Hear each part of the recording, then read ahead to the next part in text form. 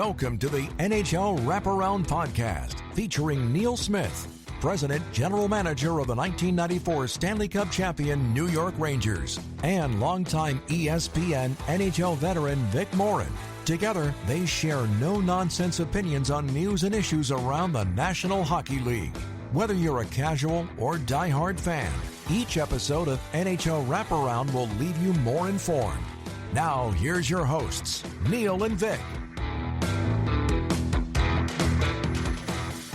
Welcome to the NHL Wraparound Podcast Summer Coolers presented by Lugaroo.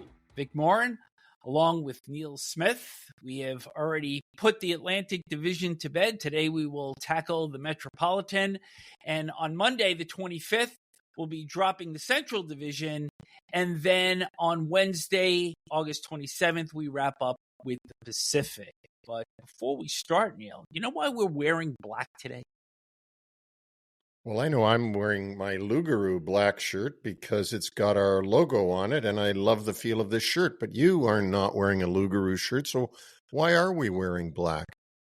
First of all, I am. And second of all, we're wearing it because the Metropolitan only sent 3 clubs to the playoffs last year as opposed to 5 going over from the Atlantic. That was the Capitals, the Hurricanes, and the Devils. And you could bet that when we do the Pacific Division, who also sent only 3 clubs to the playoffs last year, we'll be wearing black again.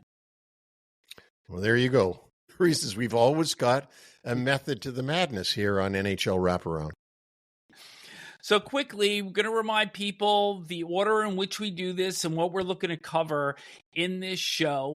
We will do each of the teams in the Metro today in descending order from last season's finish. So we'll be starting with Washington, ending with Philadelphia.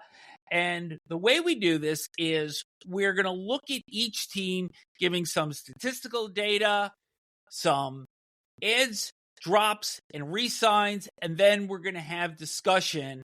And the objective is not to give predictions, but to really assess, based on the summer movement, whether we believe clubs are closer, further, or kind of hanging in the same space in terms of what their next expected advancement is going to be. That's right. And it becomes pretty clear when you break it all down the way we do, what at least our expectations are for these teams. I think the fun part about this also, before we get started, is you learn something even just by talking through this. And we've done a lot of extensive research. We take a lot of notes. But once you start talking it through, you wind up learning more from just going through this process. Well, I think the debate that we have internally before we do this show, when we talk about these teams, is good and healthy because, you know, you may have seen something that I haven't seen and I see something that you may not have seen. And then we put it all together and that's what we deliver. And let's start delivering. Okay. Starting off with the Washington Capitals. Barely made the playoffs in 24. Last season, 51, 22, and 9, 111 points. First in the Metro, first in the East, and second only to Winnipeg in the race for the President's Trophy. They defeated Montreal in the first round of the playoffs in 5 games. It was their first series win since winning the Cup back in 2018. And then they fell to the Carolina Hurricanes in round 2. Generally speaking, very quiet, no true notable additions in terms of their RFA, UFA re-signs. They did re-sign Anthony Beauvillier, 2 years, $2.75 AAV, and restricted free agent Hendrix Lapierre. In terms of the drops, Andrew Mangiapane, left winger, signs with Edmonton. Taylor Radish, right wing, signs with the New York Rangers. Lars Eller, big part of that Stanley Cup winning championship team in 2018. He signs as a UFA with the Ottawa Senators. And Alexander Alexiev signs as a UFA with the Pittsburgh Penguins. A couple of other notes here. TJ Oshie announced his retirement on June 9th.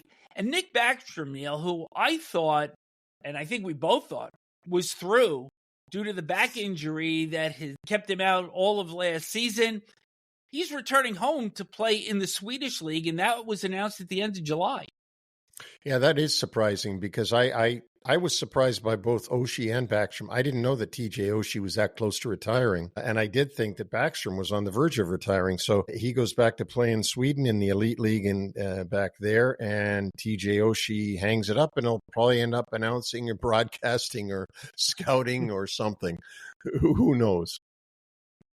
One other note I want to point out here, defenseman Martin Faravari extended with the Capitals 7 years, $6 million AAV. That is effective next season. So the Capitals get him tied up long term. So let's get into a little bit of discussion here. And one of the things that I'm a little bit wary of, despite the fact that Spencer Carberry, entering his third season, won the Jack Adams last year, and the Capitals had 8 players last year that in some way, shape, or form had career numbers. Dylan Strome, Alexi Protas, Tom Wilson, and Connor McMichael all set marks for goals, assists, and points in a season. Pierre-Luc Dubois, career highs in assists and points. Jacob Chychrun, career highs in goals and points. Nick Dowd, goals and points as well. And Logan Thompson, the goaltender, 31 wins and a career best 2.49 goals against average. So where I want to start this is you could see how many things went right for the Capitals a year ago. And to expect a repeat here, that's a pretty daunting task. It really is. And you know, there's a number of question marks on this Capitals team because this is not a real young team. This is a team that's got, you know, getting a little bit long in the tooth. You start with Ovechkin and you talk about, can he keep up what he did last year? Hard to believe that he can keep going like the ever-ready bunny that he is, but who knows? You can't count him out. Dylan Strome having a great year. Your favorite guy, Pierre-Luc Dubois, who fit right into the Washington Capitals and had a fabulous year. Tom Wilson, even Anthony Beauvillier has never played well. I mean, to be able to maintain a residence anywhere, but seems to have found one in Washington. How good is Ryan Leonard going to be? Is he going to improve his game? He was a rookie out of college, as we all know. Jacob Chychrun was played like a Norris Trophy candidate last season. John Carlson's getting older. Is he going to be able to keep up the offensive and defensive game that he's had? And as you said, with Faravari, they gave him a long contract. Is he going to continue his upward trajectory as a player and getting better and better? You mentioned Ovi, who we did not speak about in that group of 8 players before. Past Wayne Gretzky, you were there to see it live at UBS Arena last season. 897 career goals, so easily going to eclipse the 900 mark in the first couple of weeks of the season. But as the year went on and the record and the chase became so front and center to the Capitals' existence, they finished the season 4-7-1 in their last 12. And when they went into the playoffs against Montreal, we thought, you know what, this is probably going to be the right kind of opponent for them to get their game back on track, because you could see their game slipping over the last quarter of the season. And a lot of that was due to the OV chase and all the attention that was being garnered by it. But when they got to that second round against Carolina, they looked 2 steps slower and they looked totally out of their league. They looked like the club that got swept by the Rangers in 24. And I'd like to talk to Spencer Carberry at some point. We'll get him on here, I hope, and ask him, because my theory on the Washington Capitals is exactly what you said, is that they didn't think about the chase in the first 2/3 of the season. And then suddenly when it was in front of their face every day in the media and everybody talking about Ovi, and it's going to pass Gretzky, when will it happen? Where will it happen? The first half of the season is, will it happen? Then it became obvious that it will happen. I just think that took their focus off of their team game, and I don't think they ever got it back. I think that Montreal was an unexpected opponent in the playoffs. No one really expected Montreal to make it. So when they made it, that was basically their, banner-raising season to have made the playoffs last year. And Washington was able to handle them, not easily, but they handled them. But then they couldn't keep up with Carolina at all. And I think their game fell off in that last third of the season. There'll be no distraction this year. I think a complete focus on building what they had grown into, and that was the Eastern Conference regular season champions last year. But again, is this a club that we should expect upward trajectory based on their age, based on the fact of how many career years players had last year, and just, is this sustainable? And I think that this is where Carberry is really going to be put to the test. And I think Spencer Carberry's a really good coach. I mean, obviously, he won the Jack Adams last year. And so to say he's a really good coach is sort of takes a lot of intelligence. But can he do it again? Can he keep his team going in that movement? My expectation for the Washington Capitals, I'm going to put it right out there, not my prediction, but my expectation is they're going to take a step backwards for all the reasons and question marks we just talked about. I think they're going to take a step back. Does that mean they won't make the playoffs? No, that doesn't mean they're not going to make the playoffs, but they're not going to be in the running for the President's Trophy all year long until the very end when Winnipeg solidified it. I think they're going to be back further in the pack when this season is done. And certainly they're not going to be taking anybody by surprise this year. That's another thing, is that when teams play them, Caps are going to have the target on their back. They are. And teams are going to expect to see Jacob Chychrun and Ovechkin. They've been waiting for him for 21 years every night that they have to play the Capitals, so that's not going to be anything different.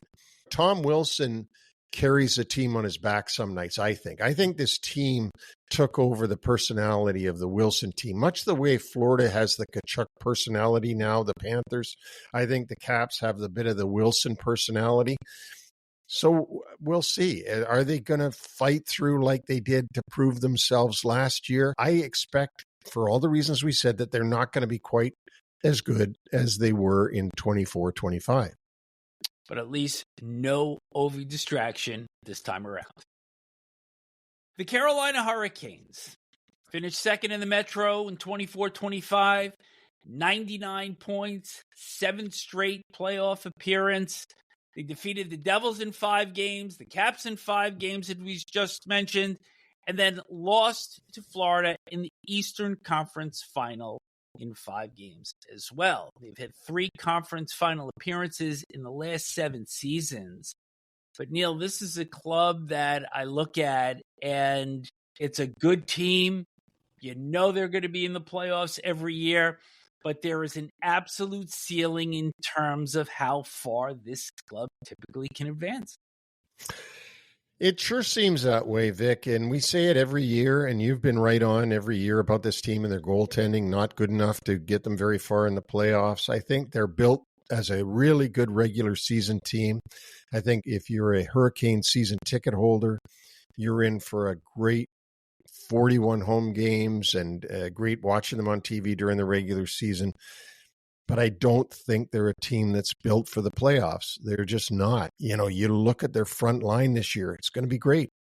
Nikolai Ehlers, along with Sebastian Aho and Andrei Shvetnikov. I mean, that's pretty good players. And their second line with Jarvis and Jackson Blake and maybe Taylor Hall, who knows? And then you have a checking line of Martinook, Stahl, and Stankoven. That's real good. So they're solid. Now, on defense, K'Andre Miller comes in. Let's talk about that for a minute. They paid a big price and a big salary to bring in K'Andre Miller. I don't think you and I think as much of K'Andre Miller as that trade and that signing would be. No. And so let's hit the additions for the Hurricanes, because as you mentioned, K'Andre Miller comes in a trade with the New York Rangers in exchange for defenseman Scott Morrow, who saw a little bit of action during the playoffs last year. The Hurricanes also surrendered their first 2 picks in 2026, and then Miller signs for 8 years, $7.5 million AAV. And then perhaps even the bigger story was Nikolai Ehlers coming in as a UFA from Winnipeg, 6 years, $8.5 million per. And I think, Neil, this was a move that the Hurricanes had to make. They had to show that they could land a big fish in that Carolina market. But I think one of the things that you shared with me, as soon as the signing was made, it's great for Carolina, but he's just another player kind of in line of already what they have. And Ehlers scored 20-plus goals in 8 of his 10 years as a Winnipeg Jet. He's never reached 30.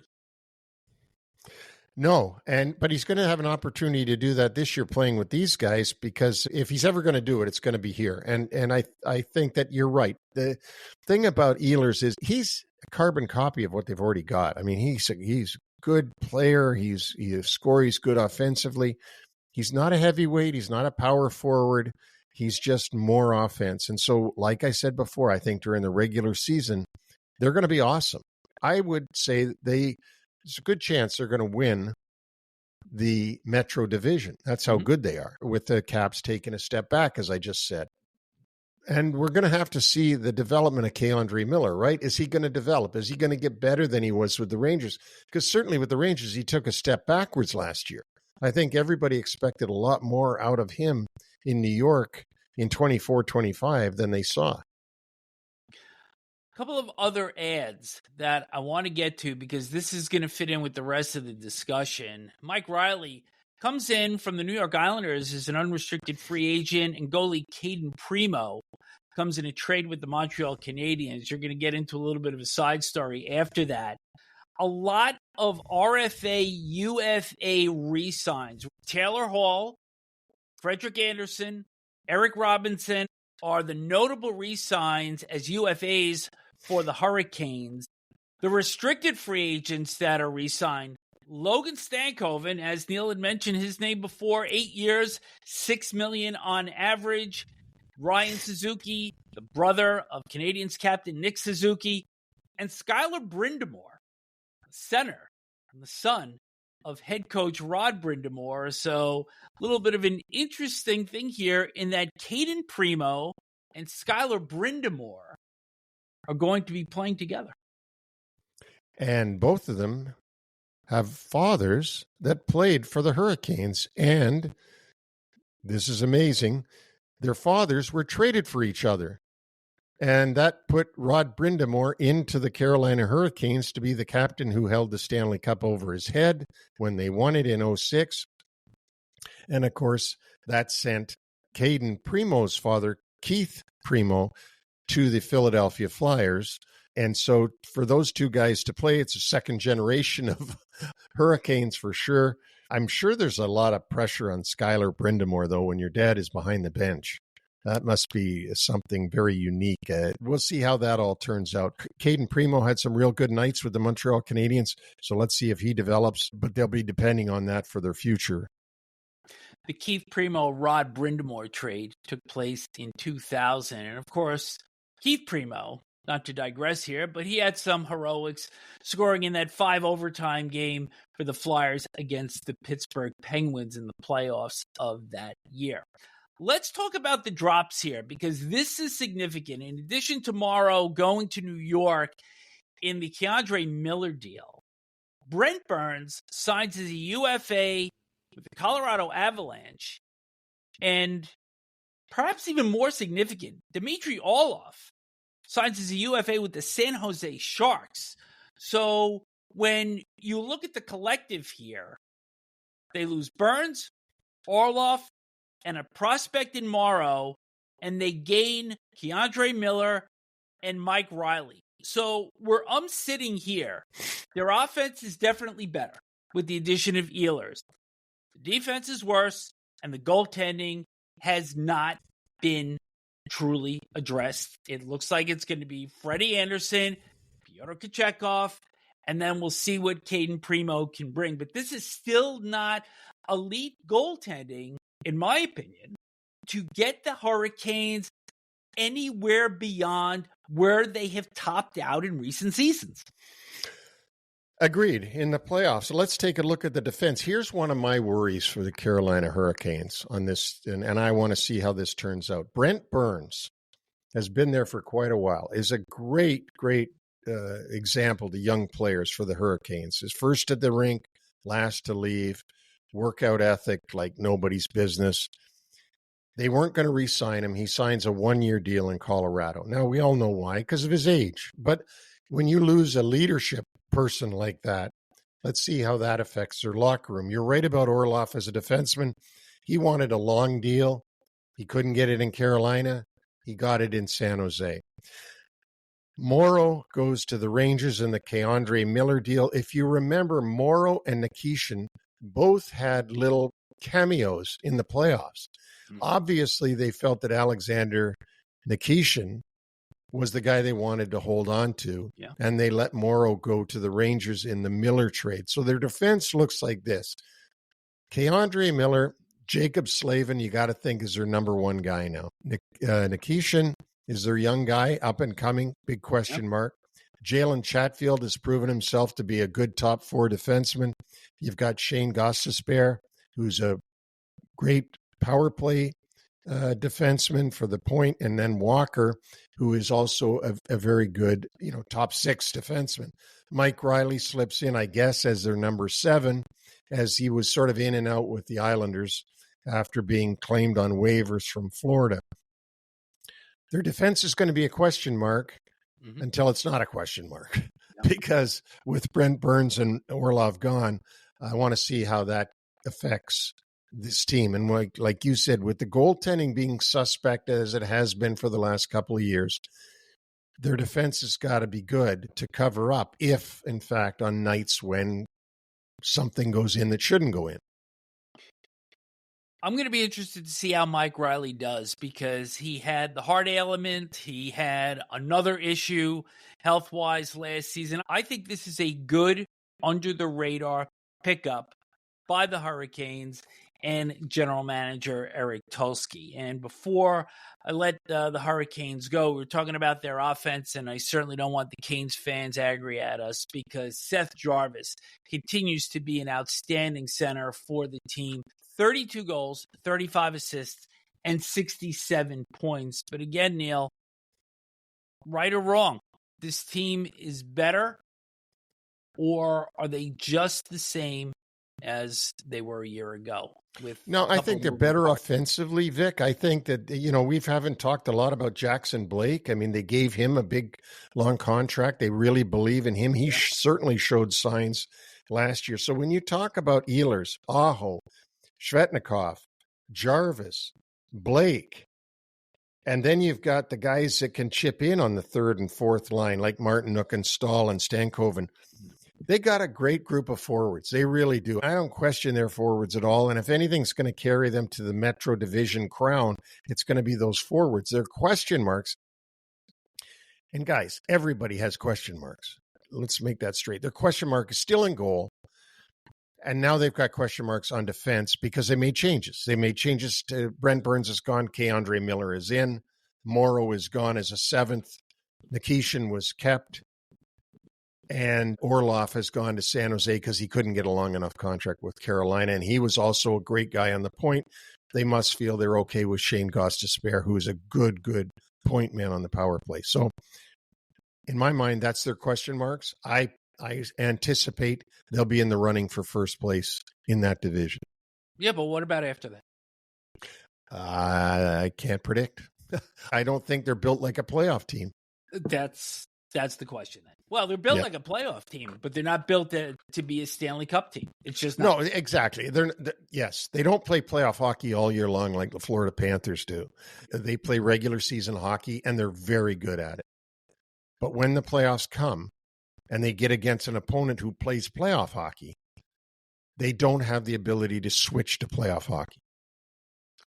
Work still to be done there, I believe, before we get to the trade deadline sometime next March. The New Jersey Devils finished 3rd in the Metro, 91 points, lost in the opening round to the Hurricanes, and a few interesting pickups during the course of the offseason. I don't think a lot of headline stuff, but interested to see Tom Fitzgerald's mindset here. They pick up Jeremy Hansel in a trade with Nashville in exchange for Eric Haula. He was a good player, Hansel was, in juniors, playing for Seattle. Not as good in the minors last season. They also pick up Connor Brown as a UFA from Edmonton, 4 years, $3 million on average.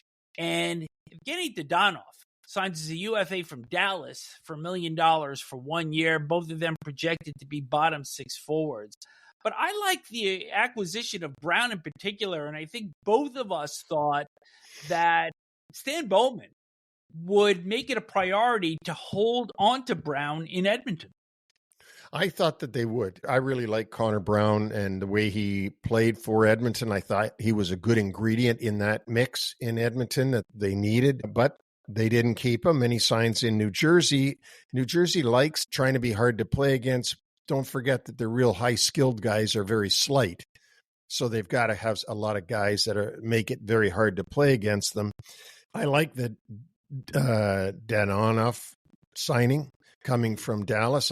Obviously, Peter DeBoer wasn't big on Dadonov because he didn't play him a lot. Yeah. And I guess he wants to prove himself. That's why he took a 1-year deal at $1 million and is going to try to do that this year. So, the Devils, they're going to be healthy, obviously, to start the season. Hamilton and Hughes are going to be healthy, meaning Jack Hughes up front.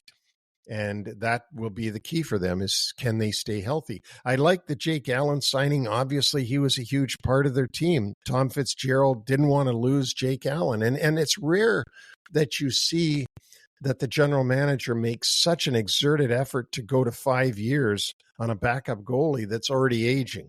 Now, I know the way contracts are done today that they know they're going to eat a couple of those years down the road. But they felt it was that important that Jake Allen was a big part of their locker room and that they needed to keep him. One other notable signing, an RFA, Cody Glass, center, re-ups with the Devils on July 2nd. But let's talk about the drops, because in addition to Eric Haula, who I was somewhat surprised Devils let him go, because I thought he was a very effective bottom six forward. He's off to Nashville in that Hansel deal. Brian Dumoulin, defenseman, signs with the LA Kings. Curtis Lazar signs as a UFA with Edmonton. And Nathan Bastian, who had a little bit of grit and sandpaper to his game, signs as a UFA with the Dallas Stars. So as we start to now look at the Devils, and we have some hellish questions about the Devils, that's was your little quirky line for us to get into discussion with them. So I think the Hughes return is going to be significant. I actually like this club because Nico Hischier, career high 35 goals. Jesper Bratt, 67 assists. 5th in the NHL last season, career high 88 points. I think a couple of guys that they need to really step up, though.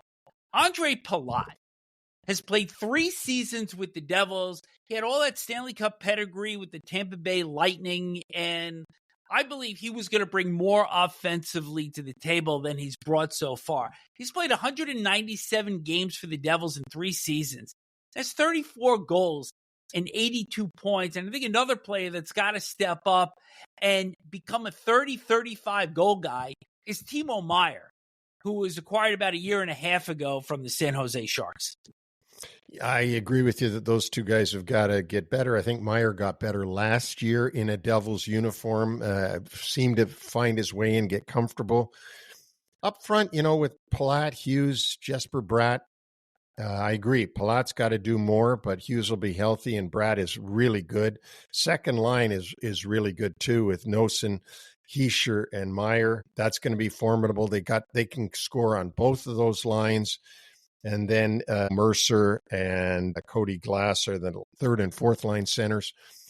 Talk about their defense for a minute, Vic. I like the Brendan Dillon with Dougie Hamilton pairing. Tom Fitzgerald, when he was on our show, said that it was important to get Dillon to pair him with Dougie Hamilton, so Dougie Hamilton knew he was safe, that people couldn't run all over him. You've got Luke Hughes and Brett Pesce. Those are both good top 4 defensemen. And then they have Siegenthaler and Nemeth as their 5th and 6th guys, or 3rd and 4th, whatever you want to say about them. And they bring in Jeremy Hansel as, I guess, their number 7 guy. Now, my little comment about Hansel, do you think they'll go out and trade for Gretel? Well, we knew that was coming. So find us a Gretel, and maybe Tom Fitzgerald will make a deal for him. But overall, I think this is a solid club. Do they get enough respect? Oh, I think so. I think, especially now that they've got really good goaltending, that they should get the respect. And I think, here again is my expectation, that the New Jersey Devils, if they stay healthy, will battle with the Hurricanes to grab the top of the Metro Division. It's not a great division this year, folks. I think it's easy to predict who's definitely in and who's definitely out. But I do think my expectation is the Devils will take a step up this year and compete hard for first in that division. And perhaps the combination of Jacob Markstrom and Jake Allen in goal makes that difference.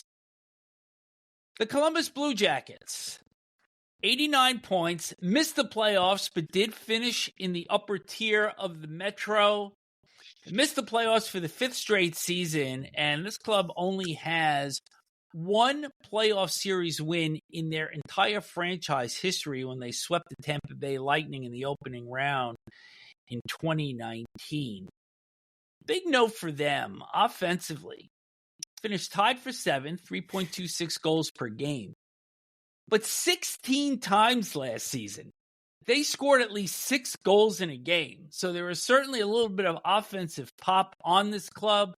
The notable adds for the Blue Jackets during the offseason, Charlie Coyle and Miles Wood come in from Colorado in exchange for a prospect, Gavin Brindley, and 2 draft picks. And Hudson Fasching also signed as a UFA coming in from the New York Islanders. In terms of their signings, Ivan Provorov re-signs as a UFA with the Blue Jackets, 7 years, $8.5 million AAV, and Dante Fabro as well, 4 years at $4.125 million. They also re-up Owen Sillinger, Dmitry Voronkov as an RFA, and they also bring in defenseman Damon Hunt. So I think this is a very interesting club this year, Neil, because I believe they were looking to seek a new identity after the tragic death of Johnny Gaudreau, along with his brother Matthew. And they did that for most of the season. They were really riding the emotion. They were galvanized. And for all intents and purposes, it looked like they were a playoff-bound team after they played that outdoor game with the Detroit Red Wings on the 1st of March. They were 30, 22, and 8 at that time. And then they slipped badly. It was like that game was the tripwire to them slipping. And while they slipped, of course, we know that Ottawa and Montreal put it into another gear, and that's what decided that bubble, as we had that bubble lock challenge, you'll remember. Oh, yeah. And the Columbus Blue Jackets fell back a little bit. I know that in an emotional way, we were all cheering for the Columbus Blue Jackets because of what happened with the Gaudreau brothers in the late offseason last year. I think this is going to be an interesting team. I think that the big question mark here, Vic, is can Dean Evason continue to motivate this team, continue to have a carrot to put in front of them like they had last year already built into their season because of that tragedy. Sean Monahan had a fabulous season. Ken Marchenkov, Chinakhov, young Fantilli, is he going to take another step in the right direction? I expect that he will. Kent Johnson's a heck of a player. Boone Jenner was out most of last year with an injury. He's going to be back this year and healthy. And it's interesting, they got Charlie Coyle, who, from what I hear, is going to wear number 3. He wore number 13 when he was with the Bruins. If he's on a line with Sillinger wears number 4. So this might be the first time in a long time in the NHL we've ever seen 2 guys on the same line as forwards wearing number 3 and number 4. Talking about their defense for a minute, Zach Werenski had a great year for them. The best year of his career was came in very close to the top in the Norris Trophy voting. Dante Fabro is a young up-and-coming defenseman. let's talk about one of the things that we're all shocked about, and not in a positive way, is the signing of Ivan Provorov for 7 years and $8.5 million. Mm-hmm. I was stunned when I saw those numbers. Yeah. I don't think you're going to be able to get 7 years out of him, and I don't think he's worth $8.5 million. So that's the one thing that I would question. You're not in the seat, so you don't know how hard it is when you're in Columbus to keep guys there that are really good players. But that is a big, big nut to have in your salary cap. I want to talk about their drops and then circle back to the collective parts that are now with the Blue Jackets. Daniel Tarasov, backup goalie to Elvis Merzlikins, traded to Florida, so it looks like Jet Greaves will get the opportunity to be the full-time backup. Sean Corrali signs as a UFA with Boston. Jordan Harris, who is part of that Patrick Laine deal with Montreal, he signs as a UFA with the Boston Bruins. Justin Danforth goes to the Buffalo Sabres, and James Van Riemsdyk signs as a UFA with the Detroit Red Wings. So now when you look at what's remaining with the club, and you'd mentioned Sean Monahan before, and he had a good season when he was able to play, but remember, he had that wrist injury that sidelined him for a good portion down the stretch. And, you know, when you look at this club that they went 4-11-1 down the stretch before winning their last 6, only to finish 2 points behind Montreal for the second wild card position, it just goes to show you what a fine line it is. And had Monahan been healthy, and had Boone Jenner been able to play for the entire season, this may have ended up much differently. But now, as we step forward, this is what the Blue Jackets are. And can they repeat this and be sustainable for 82 games as opposed to maybe 72? And don't forget, the one guy you left out, Kirill Marchenko, sitting on the bench, taking a shot in the face with the puck, breaking his jaw, sitting on the bench, and had to miss games, and then came back with his mouth wired up and a cage on the front. So there was some bad luck there with their captain, Boone Jenner, sitting out. Sean Monahan, truly a leader on the team, especially with the Johnny Gaudreau friendship issue. We're gonna have to see. I think that they again are going to be a bubble team, but I think that their chances of making the playoffs are just as good as everybody that we've talked about, with the exception of the Hurricanes and the Devils. I think that the Hurricanes and the Devils are the cream of the crop of this division, but I think that the Blue Jackets are going to be right in the mix to get into the playoffs in the Metro. Want to give out one shout out to, I think, a player that's become a favorite from around the league with his personality, his toughness, and also scored a career-high 18 goals last year, and that's Matthew Olivier. Yeah, yes, he has become a favorite. He's certainly a favorite in Columbus, and deservingly so. He can score, and then he can turn around and fight you at the same time. So it looks like he'll play on a line with Miles Wood, and we all know that Miles Wood has the ability to fine-tune the opponent now and then, too, with his body and his physical play. So, yeah, I that's a good shout-out for Olivier. He deserves it. That wraps up the top half of the Metropolitan Division from 24-25. We'll return with the Rangers, Islanders, Penguins, and Flyers after a word from Lugaroo. There's a brand born in hockey locker rooms that now outfits the majority of pro sports teams across North America. It's called Lugaroo. Lugaroo makes performance apparel for every moment of an athlete's day. The early lift, the morning skate, the flight to the next city, or dinner after a win. Quiet, technical, built to last, no noise, no ego. If you're the guy who shows up early, stays late, and doesn't need applause, this is your uniform. The cut is sharp, the details deliberate, and the gear holds its shape when the day gets heavy. Hockey players choose it because it supports the work between shifts, the hours that actually decide the game. Check out Lugaroo at lugaroo.co.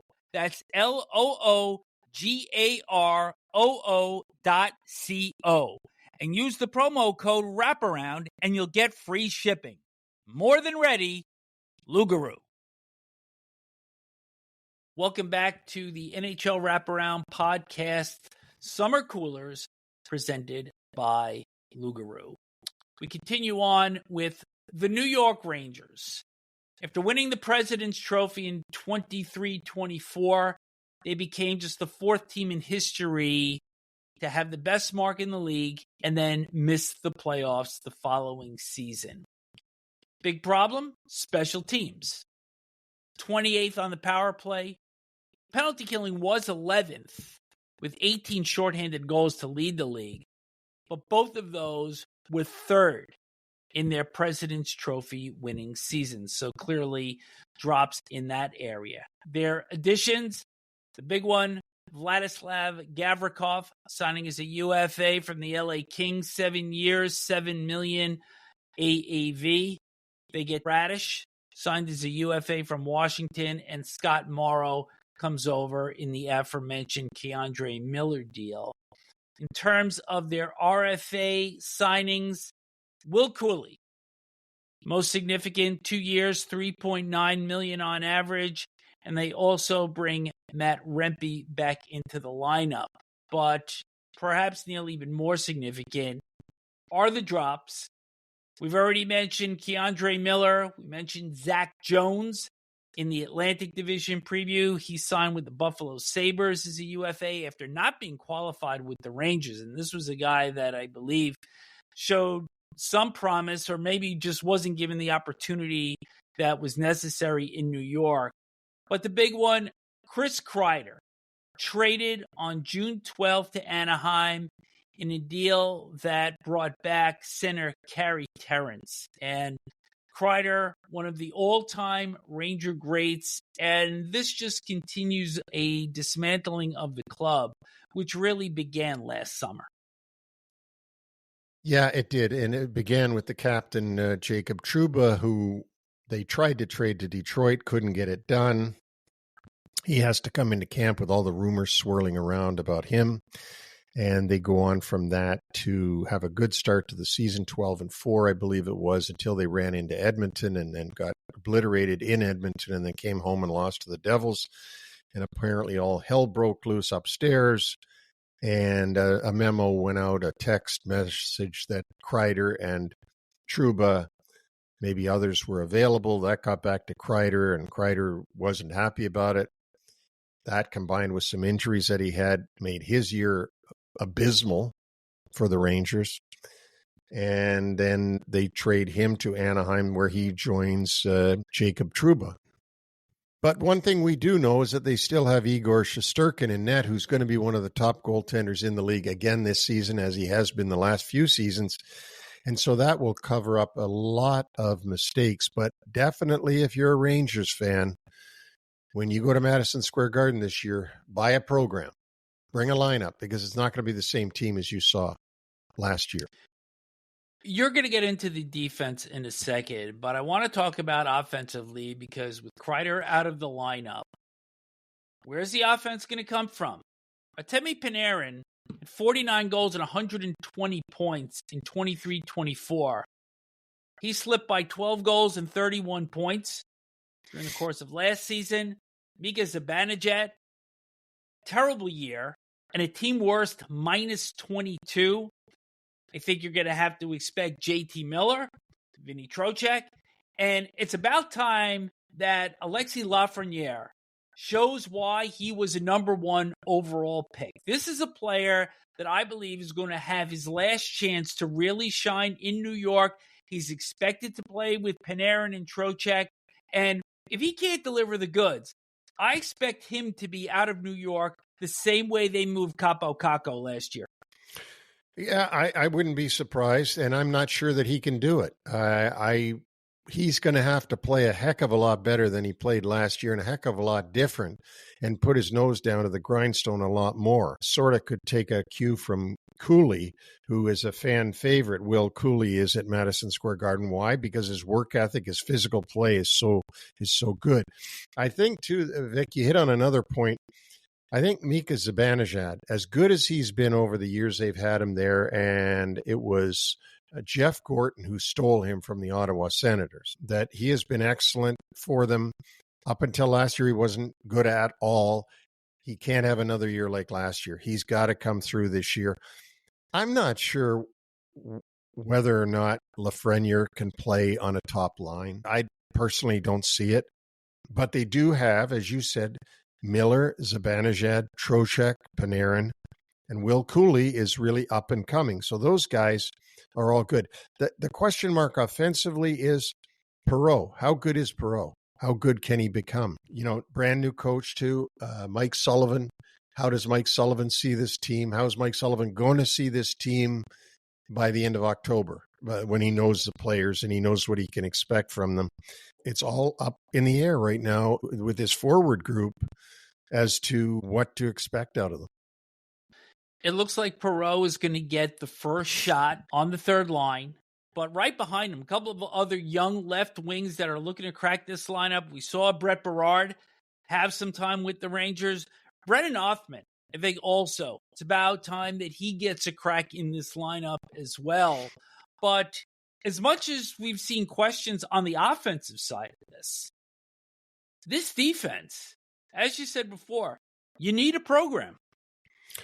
You definitely do. And it's hard to imagine 2 years ago when they won the President's Trophy with Trouba, heart and soul Ryan Lindgren, up and coming, powerful guy like Keandre Miller. And then, of course, the Norris Trophy winner, Adam Fox.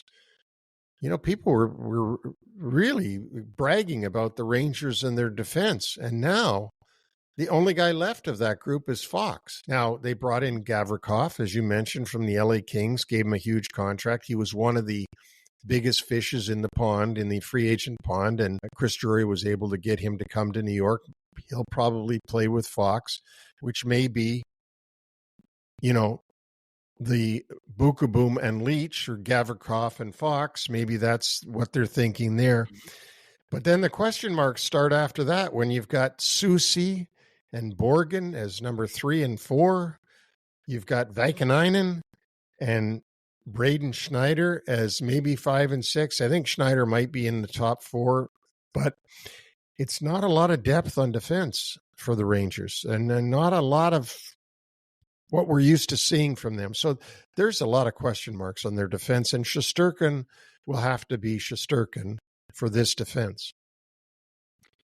So our big Broadway question about the Rangers is Mike Sullivan comes in as head coach, and this is somebody that Chris Drury has wanted for a while. It's Drury's third hiring as general manager. Started with Gerard Gallant. He lasted 2 years. Went on to Peter Laviolette. Lasted 2 years. Sullivan has Stanley Cup championships, 2 of them with the Pittsburgh Penguins in 2016, 2017. Didn't have a lot of recent success. Where do you see his influence becoming a real positive that this club can rally around? Because certainly last season, it looked like a rudderless ship.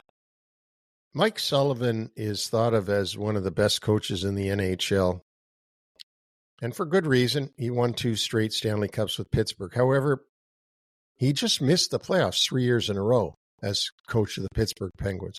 So which Mike Sullivan is going to be behind the bench? Is it going to be the one that won the Stanley Cups in Pittsburgh? Or is it going to be the one that's missed the playoffs 3 years in a row with Malkin, Letang, and Crosby? You can't hang all the credit for the Cups on Mike Sullivan. You can't hang all the blame for the missed playoffs on Mike Sullivan. But how good is Mike Sullivan as a coach? We're going to find out, because this group, to get into the playoffs, is going to have to overachieve. You got to get this group to overachieve. And if you can get them to overachieve, they'll make the playoffs. If they just go what expectation-wise, they're going to be in a battle in the bubble with the Columbus Blue Jackets and all. And so there's going to be pressure on Mike Sullivan in one way, shape, or form. And all he has to look at it is predecessors. They only last 2 years. At the end of this coming year, he'll be halfway. But we'll find out with Mike Sullivan, is he a good coach? Because can he do, for example, can he do what Spencer Carberry did for the Washington Capitals last year? Clearly, they overachieved. Clearly. And we've already gone through them. That's what's going to happen with this group. He does have one ace in the hole, though, Shesterkin. He's got one of the very best goalies in the league. The New York Islanders. New general manager, Matthew Darche, placing Lou Lamoriello. And I think one of the first places to start statistically with this club that missed the playoffs last year, 500 record, 12th in the East, 23rd overall in the league. The special teams have been dreadful. Both special teams coaches were dismissed at the end of last season. Power play was 31st. Penalty killing was 31st. And when you add those two numbers up, it comes to 62, and that was the worst special teams index in the NHL. Let's talk about their ads. Picked up Emil Heineman and the 16th and 17th overall picks in the draft in the Noah Dobson deal. That was Victor Eklund, who is the brother of William Eklund, who plays for the San Jose Sharks. He's a right wing, and defenseman Keyshawn Aitchison also was selected with one of those picks. They also pick up David Riddick, goaltender signed as a UFA from the LA Kings, 1 year, $1 million. This is somewhat of a safety blanket in the event that Semyon Varlamov cannot return to form. He is expected to training camp this year. And the Islanders also signed Jonathan Drouin.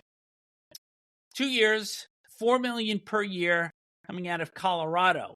Let's hit the RFA UFA re-signs. We're going to start with the UFAs first. Kyle Palmieri re-ups 2 years, $4.75 per year. And Tony Giangelo, 1 year, $1.75 million. But I think more intriguing are the RFAs that Darche was able to keep on board.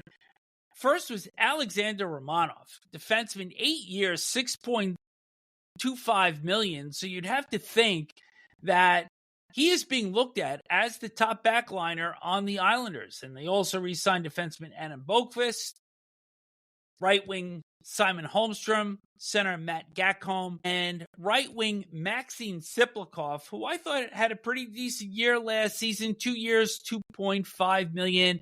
And the Islanders and Siplikov were able to come to an agreement before they went to arbitration. They lose Noah Dobson in the trade with Montreal to bring Emil Heineman in, and Mike Riley, as we mentioned earlier, signed as a UFA by the Carolina Hurricanes. So this is an interesting club, Neil, and you've seen so much of them over the last couple of years. They don't have a lot in their prospect pool. So it's almost kind of what you see is what you get. It's going to be a very interesting new look Islanders, because without Lou Lamoriello around there with an iron fist on every single syllable that's uttered in the building, and a new rookie GM, a whole new outlook, they're not going to be the team that started last season. They don't have Noah Dobson, who is clearly number one defenseman, and they don't have really anybody as offensively gifted back there as Noah Dobson.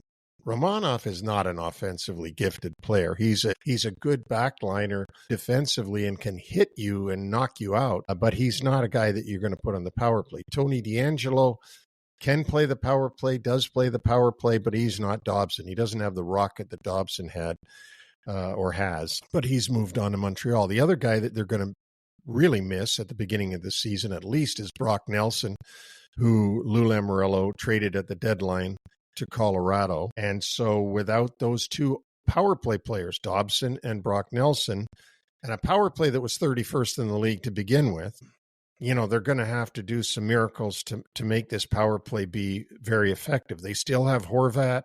They brought in Jonathan Drouin, who really improved his game while with Colorado and has rectified his career after being a very high pick to the Tampa Bay Lightning, if you remember. And then Tampa Bay traded him to Montreal. And so You've also got the question mark of Matthew Barzal coming back from a broken kneecap. How is he going to be? Is it healed? Is he okay? Will he be the same? I agree with you that Siplikov had a good year. Holmstrom had a real good year for them.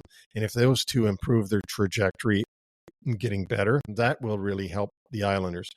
Anders Lee, the captain, fantastic season last year. I can't say enough about him. The way he played, he had a career year in my mind.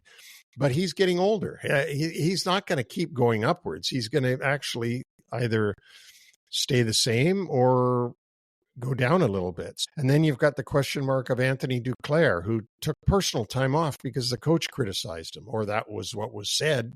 That's why he was taking personal time at the end of the season and never came back. So that's your forward group. And we've talked a little bit about their defense.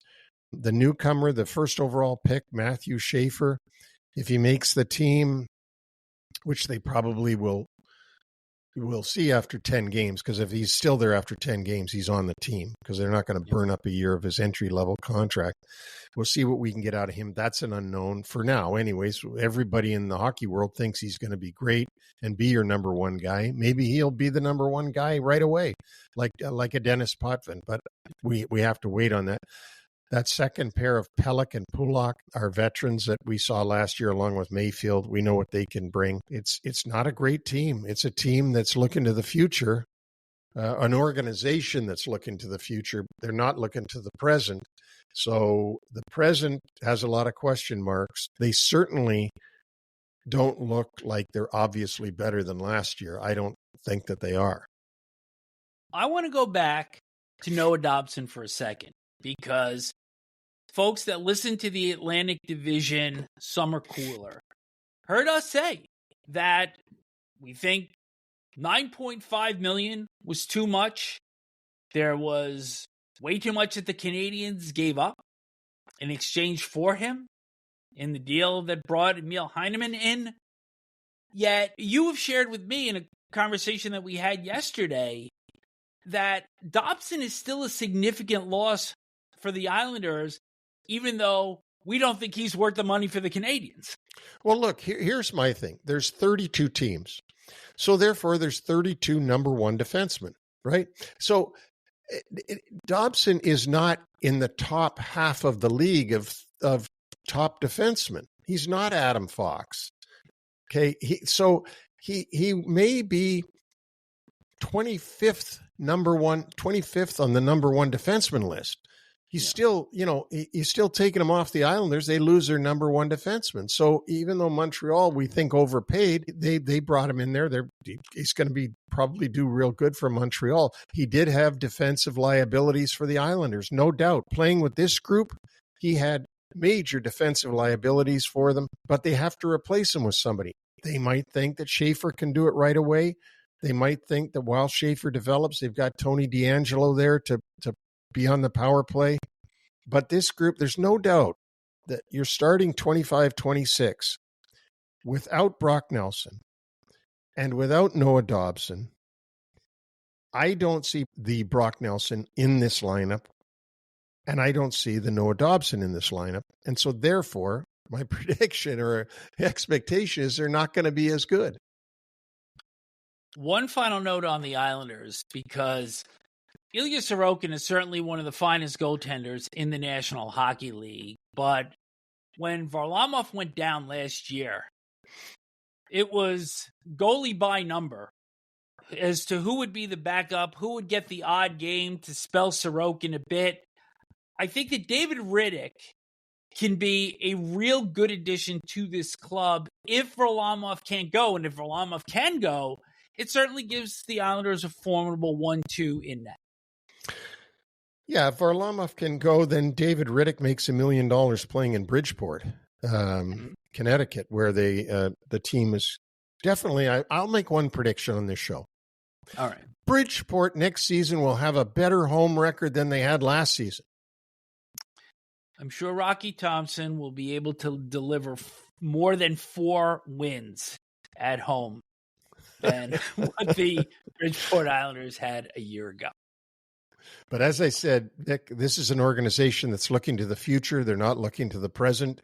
That is obvious by the moves that their general manager made. They're going to have a new feeling to the organization now that Lou Lamoriello, Hall of Fame general manager, is gone, and young Matthew Darch is there from the Tampa Bay Lightning.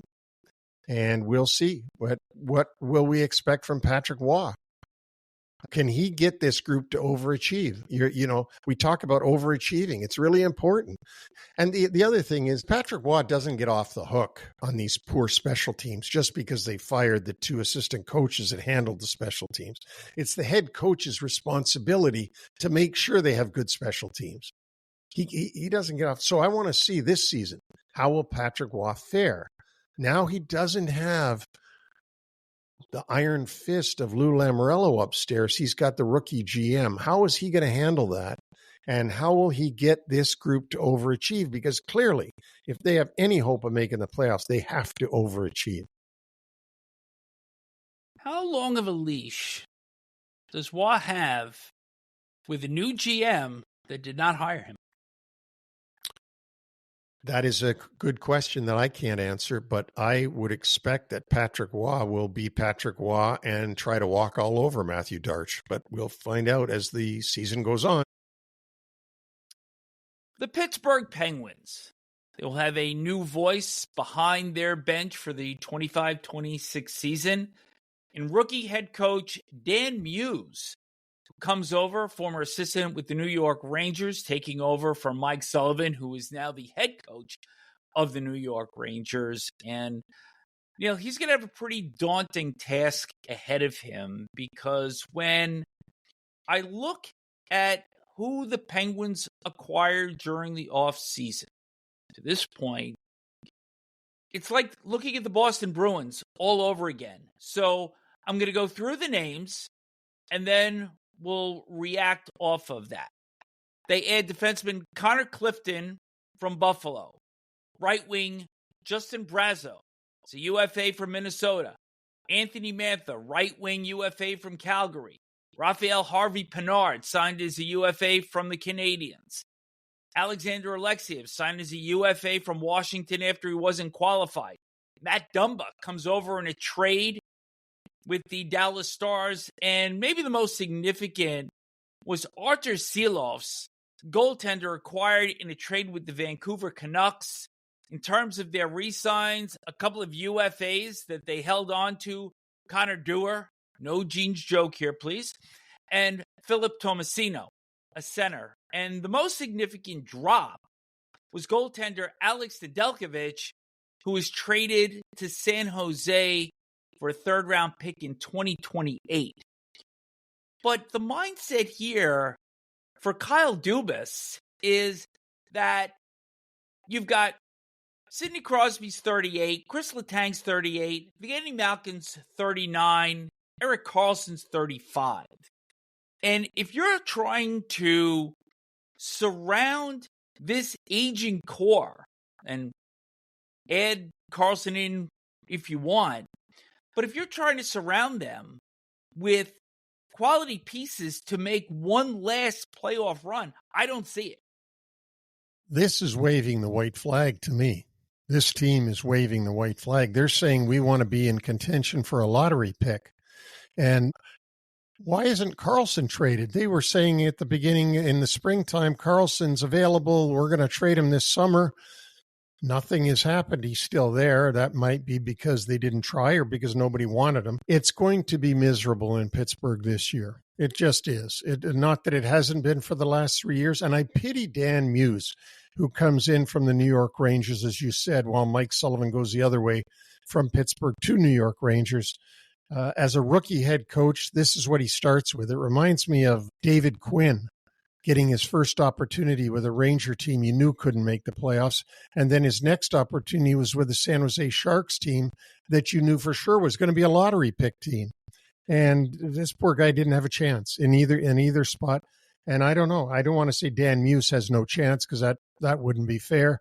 But he's got a tough hill to climb. You look at this franchise and how proud they were only a few years ago, but truth is Sidney Crosby's probably going to miss the playoffs for the fourth straight year. The team has not won a playoff series since winning the Stanley Cup against Nashville in 2017. They've got a couple of decent support parts. Rickard Rakell scored 35 goals, 35 assists last year. Brian Rust had 31 goals. So there's a couple of pieces that are there, but simply not enough to get this team over the hump over the course of an 82-game season. And no depth. They have no quality depth. You know, they have Malkin on the second line. They have Anthony Mantha. You know, I don't know what he's going to be this year. But no, they just don't have the depth to compete for a playoff spot. I think of the teams that we've reviewed so far, this one, along with Boston, is the most glaring teams with their deficiencies. The club also doesn't have a real deep prospect pool. They're listed in the bottom half per The Athletic, and probably one player maybe to look for is left wing Rutger McGrady, who came over to trade from Winnipeg, something that he kind of forced the hands of the Jets and Cheveldayoff to move him.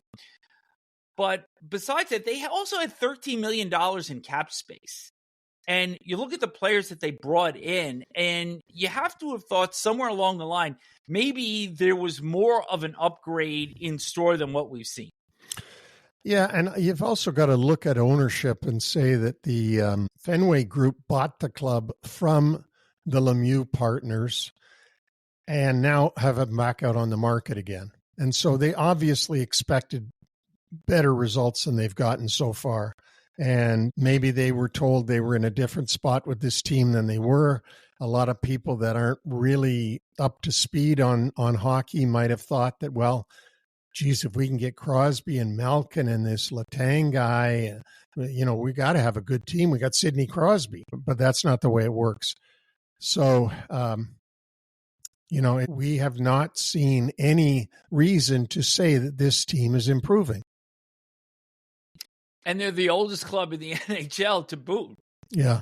So at 31 and a half years old on average. So I wanted to ask one more question, circling back to Dan Muse, because it's a new voice after close to a decade with Mike Sullivan.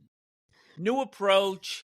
Is this ideal for Crosby, Malkin, and company to have a first-time NHL coach now take over at the back end of their careers where they're just hoping for one more playoff berth? I really can't answer that. I think Sidney is a guy that will adapt and work with anybody. I think he's a quality person and high character guy and captain of his team. I think that he'll adapt, work with anybody. But Sidney and Eugenie and Letang and Carlson, they don't have a chance at the playoffs. The unfortunate news is that Sidney's going to have to go elsewhere if he wants to make the playoffs before the end of his career. That's just factually the way it is. We heard people starting rumors. I'm not sure if there was really anything of substance last year, but if the playoffs are out of reach in January and early February, is this something you believe could get revisited with Sidney Crosby? I mean, if you're in that GM chair, if you're in Kyle Dubas' position, would you look to trade Crosby if he wished to move on to another club to finish his career and have one more shot at the playoffs and potentially Stanley Cup? Yeah, I would go to ownership and say Sid is asked to be moved to a team that he has a chance with. And can I look around and find out what we can do? And I definitely would. Yeah. I mean, because otherwise they've got a diminishing asset, even though it's Sidney Crosby. If he retires in a Penguins jersey, they get nothing except a nice night at the beginning of the next season. Yeah. So I would say that you have to make a move with him. So Pat Brisson, his agent, will be checking with him all the time. Sid, do you want to stay? Do you want to go? What do you want? What do you need me to do? And we'll see. And we'll see if he wants to stay and end it in Pittsburgh, even though they're not going to be a playoff team. But let's give Dan Muse a chance, and perhaps the club gets off to a good start and surprises a lot of us. Let's hope so. The Philadelphia Flyers, another new voice behind their bench, Rick Tocchet, taking over for Brad Shaw, who replaced John Tortorella. The club finished 6 games below 500 last season, missed the playoffs for the 5th consecutive year. The last time in there, in fact, was in the bubble in Toronto in 2020. Perhaps one of the most glaring statistical pieces about the Flyers is their power play, which managed to bounce up to 30th last year at 15%, but in the 3 prior years was last. And so this has to be a definite priority for Tocchet. And a player that they acquired during the offseason making headlines, Trevor Zegras, coming in a trade with Anaheim in exchange for Ryan Poehling and a pair of picks in 25 and 26. They also signed Christian Dvorak, left wing out of Montreal as a UFA, and also goaltender Dan Vladar from Calgary. So let's start with the ads, and let's talk the Zegras trade in particular, because I believe this was a player that after he came back from injury last season, had a little bit more sandpaper to his game, but I'd also said that I believed probably the best move for Zegras would be out of Anaheim, where the Michigan looked to be his trademark, and perhaps a fresh start in a new city with a new coach. See what happens. You're absolutely right. And he's a Connecticut kid. So getting into Philly is a lot closer to Connecticut than Anaheim was. He made headlines when he did that Michigan move, and everybody thought about how skilled the kid is, and he is. There's no doubt about it. But they got to see what Rick Tocchet in Philadelphia can get out of him now. Will this be his time to turn his career around? Is he going to play with Dvorak? Is he going to play with Michkov? Who's he going to play with? And can he and Dvorak give Philadelphia 2 lines that can score? Because we know they've got one with Michkov and Couturier and Konechny, but they need that second line with Owen Tippett. And maybe Dvorak and Zegras can give them that. This team has grown over the course of the last really 2, 3, maybe you can even stretch it to 4 years. A lot of these players have remained with the club. Tyson Foerster re-upped as an RFA, so did Noah Cates. And the big one for them, Cam York on defense, 5 years, 5.15 AAV. And as you mentioned, they have some pieces in place. Matvei Michkov was a Calder Trophy candidate for a good part of the season. Bobby Brink, Noah Cates, Jamie Drysdale, and Travis Sanheim. Quality players, young players, and I think a good group that Tocchet has to start to move forward with. Tocchet has to get these guys to take the next step in their career and to improve. Again, have a better year this year than they had last year. Young players, if you can see them continue to have better and better seasons, then you're headed obviously in the right direction. And that's what Rick Tocchet and his group of coaches are going to have to do. Jamie Drysdale is a very talented young defenseman and great hands, able to do good things offensively. Let's see if he can make the next step. They've given York the big contract. Now York has to make the next step. And we've already mentioned up front with Zegras and Tippett. So if these guys can do this, Vic, maybe they've got a shot at being in the bubble. And by the bubble, I mean the group of teams that are banging on the door of the wild card. Maybe they can bang on the door of the wild card if they can get these young guys to take the next step. I'm going to be curious to see what happens with their power play now, because I don't believe that they still have a true quarterback on the power play. And you could look at Drysdale. You might look at Konechny as a guy that can start to set plays up from the outside. Owen Tippett has to have a better season than he had a year ago. And that's going to be a huge key for them, is if they can move up even 10 spots in the league on the power play, That's going to make a big difference. And that's probably what kept them out of the playoffs 2 seasons ago when they just missed out on the last night of the season. The other thing to look at, the goaltending issue never seems to go away there. And, of course, they thought that their goaltending issues were solved with Carter Hart, and we know how that all ended up. Sam Ersson, Ivan Fedotov, splitting the time last season. Dan Vladar has never been a number one goalie in the NHL, but does this create maybe the necessary competition to elevate everybody's game? Yeah, I think it does. And I think it also is something that you're seeing around the league. Everybody seems to want to have 3 guys that can play in the NHL. There's goalie injuries now, I think, more than there's ever been. And Vladar gives them that NHL goaltender that's there. So if Fedotov can't do it or Sam Ersson can't do it, you've got Vladar. Now, none of them are really what you think of as a number one goalie. So there's got to be a development stage there for one of them to grab them. But still, again, there's no number one goaltender there, and at least the opportunity presents itself. Maybe Ersson matures. Fedotov, we have seen some promise. So, again, I think we're looking at potential for those two, and maybe the security blanket is Vladar in this entire scenario. I would think that that's what Danny Briere is trying to do here, and maybe do some competition for those guys, and particularly for Fedotov, who had missed a whole year of hockey while he did his military service in Russia. So maybe he's just going to let them fight it out to see who gets that spot with Rick Tocchet and his group. A couple of prospects to potentially look out to crack the lineup this year. Oliver Bonk, right-handed defenseman, and Jet Luchenko, who had 56 points, 46 games for Guelph, the OHL last season. He started the year with the Flyers, has some good speed, but then they sent him back so they wouldn't burn a year of eligibility.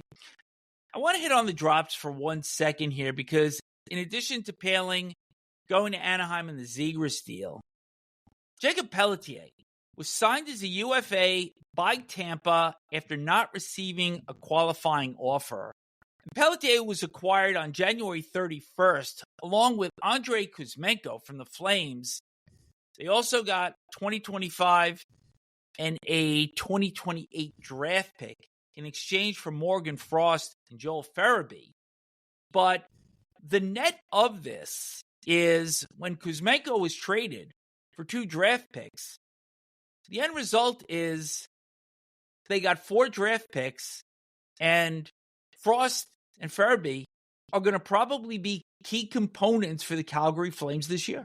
And Kuzmenko got re-signed by Ken Holland and the LA Kings. So, and they're not high picks that Philadelphia got on those 4 picks. Yeah. They're not guaranteed NHL players by any means. So, yeah, kind of strange, kind of a strange move in not qualifying Pelletier. So I just think that perhaps, I guess there was something they just didn't like about Jacob Pelletier because they got him there. You would think that would make them look pretty bad by having nothing after trading away Frost and Farabee.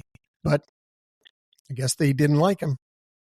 And didn't even qualify him. That's right. If you don't qualify him, and you don't either say to the agent, we're not going to qualify him, but we're going to sign him. We want to sign him, but we're not going to qualify him because we don't think he's worth his qualifying offer. That's what a lot of teams do. They didn't even do that, it looks like. Final note on the Flyers. Rick Tocchet started his career in Philadelphia, won Stanley Cup in Pittsburgh, replaces John Tortorella. Now, both gentlemen, former Adams Trophy winning coaches, both with a hard edge. What's the difference between Tocchet and Torts? I think that Tortorella is a much more experienced, seasoned coach than Rick Tocchet. I think Rick Tocchet has done a lot of things in his career, but I don't think he's John Tortorella. Now, having said that, I'm not sure that Rick Tocchet has as quick an expiration date on his back as John Tortorella, because John is so hard and so tough on the players and particular types of players that he usually moves from team to team because of that. We'll see what Tocchet can do with this group. Undoubtedly had a great season with Vancouver, won the Jack Adams Award, but then things went south on him, and you can blame management, but I think we're going to find out if Rick is a good coach or not now that he's got a team that he has to get to overachieve and has to push them to get better and develop players, develop young guys, and push the older guys to as I said, to overachieve so that they are banging on the door of the playoffs. And some of these players should be coming more into their prime now, because when Torts took that club over a few years ago, Chuck Fletcher didn't leave the cupboard very full for him. No, it was pretty bare, and it was rebuilding. I'll never forget it. I was stunned when he took the job because I don't see John as a coach that can rebuild teams like a Roger Nielsen type guy. I saw him more as a guy who gets an experienced, ready-to-go team and can push them over the finish line. But he did a heck of a job, I think. I know he got fired and so on, but everybody does. But I think he did a heck of a job, particularly that first year. Anything else on the Flyers before we wrap? No, I think I just wish my friend Keith Jones and my friend Danny Briere and my friend Rick Tocchet all the luck in the world. It's going to be tough, but they're not in a good division. So that's the good side. There's not a lot. There's no great teams. I mean, Carolina and New Jersey, as we've already spoken about, are probably the cream of the crop. After that, you get in. Well, let's not forget the Washington Capitals either. Number one in the East last year. Yeah, let's not forget them. They're yeah, but yeah, okay. I'll give you those three. Well, thanks for that. That'll wrap up our show for today. Thank you to our presenting sponsor, Lugaroo. And let's thank the listeners, and let's ask you to send your email address by sending us an email at neil@nhlwraparound.com or vic@nhlwraparound.com. We want to get a mailing list together of all the people that are listening to our show and would like to hear a little bit more, maybe on a newsletter and so on. So that's the way you can reach us. If you have any questions, you can do that. Don't forget, whatever you're listening to us on right now, or if you're watching us on YouTube, we're on all the different platforms. So whether you're in your car, at your computer, or wherever you are, you can also catch us on NHLWraparound.com, where all of our shows, right back to the great one, Wayne Gretzky in January of 24, are on the website. And that website is going to get a makeover in the next few days, actually, and going to be brand new. So continue to get the word out on our show. Get people to subscribe. Please take a look at Lugaroo.co and take a look at their apparel. I love it. I got a shirt on, their shirt on right now. So does Vic. Mine's cleaner than his is, though. Well, we'll be changing shirts for the Central Division because that will be our next show, and that'll be dropping on Monday, August 25th. And then we wrap up with the Pacific, where at least I'll be in black. Neil, I think you will be too. That show drops on August 27th. That's a Wednesday. And remember, our summer coolers, all 32 teams, will be released as individual episodes, individual shorts on YouTube. So look for that. If you don't want to listen to an entire show and just want to pick out your favorite team or teams, then you can tune in that way and listen for 8 or 10 minutes. So on behalf of Neil, I am Vic, and we'll speak to you next time with the Central Division NHL Wraparound Summer Cooler. Take care.